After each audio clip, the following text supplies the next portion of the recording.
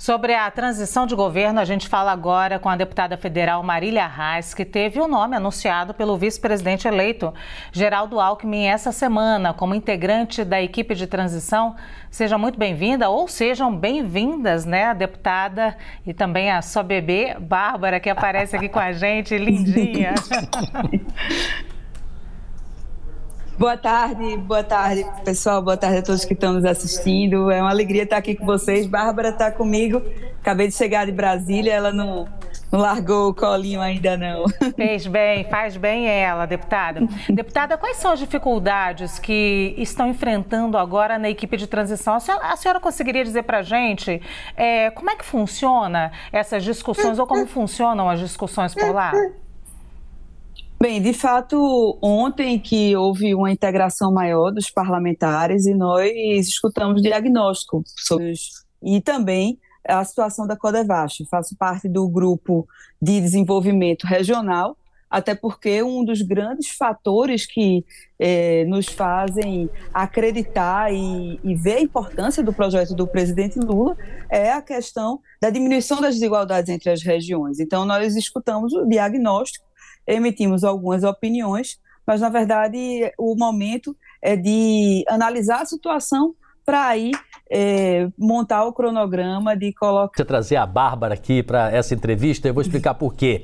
Nessa hora em que nós precisamos ver de forma mais sensível, né, o povo brasileiro, a mulher, a mãe que precisa cuidar dos seus filhos, muitas vezes tem mães que não têm como levar a criança para a creche, por exemplo, e precisa trabalhar e como vai fazer, não é? A senhora não acha também que essa transição deveria ter essa sensibilidade da sociedade, do mercado financeiro, compreender esses detalhes que são tão fundamentais, que é o ser humano em primeiro lugar, conjugado a números, métodos e modelos? A senhora acha que dá para levar isso para a transição e dar uma reviravolta e sensibilizar o povo que votou agora na eleição?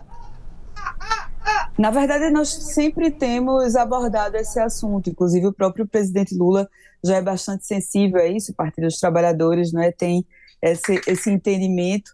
E a gente está com essa preocupação. Eu não faço parte do grupo da educação, mas como deputada federal tenho acompanhado as dificuldades orçamentárias que vão muito além do desenvolvimento regional. Nós estávamos ontem analisando a situação da Codevasf, por exemplo, que é uma companhia importantíssima para o desenvolvimento do Nordeste em geral, principalmente no entorno do Rio São Francisco e Rio Parnaíba, e o orçamento destinado para a companhia no ano passado foi de 280 milhões e, na verdade, o que foi executado, a maior parte foi de emendas parlamentares, sejam elas individuais ou RP9, né, o dito orçamento secreto.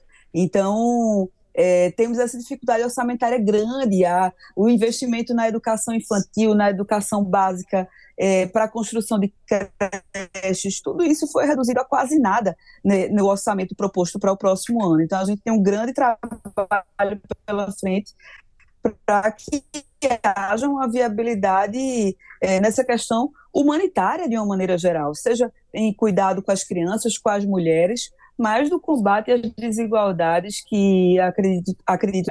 Fazer até uma espécie de cobrança. Eu sei que não é a senhora que a gente tem que cobrar, mas quero ouvi-la sobre.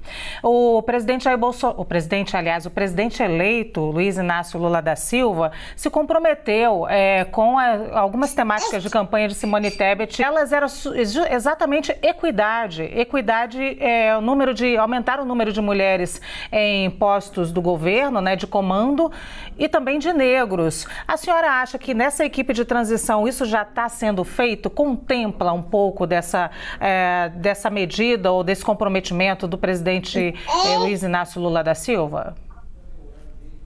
Eu não tenho números específicos em relação à participação de mulheres e negros, não tenho nesse momento, mas sei que há uma participação bastante ampla, não somente de mulheres, de negros, mas o próprio compromisso do presidente da criação do Ministério dos Povos Originários, não é? Então, é muito importante para a sociedade. Eu dou muito o exemplo do quanto se deixou de pensar em políticas públicas efetivas para as mulheres pela falta de participação nossa nos espaços de liderança, nos espaços de decisão. Por exemplo, a ação do projeto da dignidade menstrual, um projeto de minha autoria, e que durante todos esses anos nunca foi pensado na problemática que as mulheres que não têm dinheiro para comprar absorvente vivem. Por quê? Porque não tem mulher, não tinha tantas mulheres pensando e ali naqueles espaços para quebrar o tabu e tirar questões do privado para o público, mostrar que o poder público precisa intervir. Então, isso é importante em todas as áreas e por isso que é tão importante ampliar a participação das mulheres no primeiro, no segundo escalão, no parlamento, né, que a gente tem visto uma ampliação constante, no poder executivo, enfim. E tenho certeza de que esse compromisso vai ser cumprido, porque não somente é importante para o governo, para a governabilidade, pelo compromisso que o presidente Lula fez com a candidata Simone Tebet, mas também é importante para a nossa sociedade. Muito obrigada, então, nós agradecemos a participação da deputada federal Marília Reis aqui no Visão CNN, que alegrou a todos vocês, muito obrigada a todos que nos assistem e queria agradecer aqui a oportunidade de mais detalhes sobre a transição, sobre a tramitação da PEC e o que está acontecendo no Congresso Nacional. Um grande abraço e até a próxima. Obrigada, deputada. Até a próxima.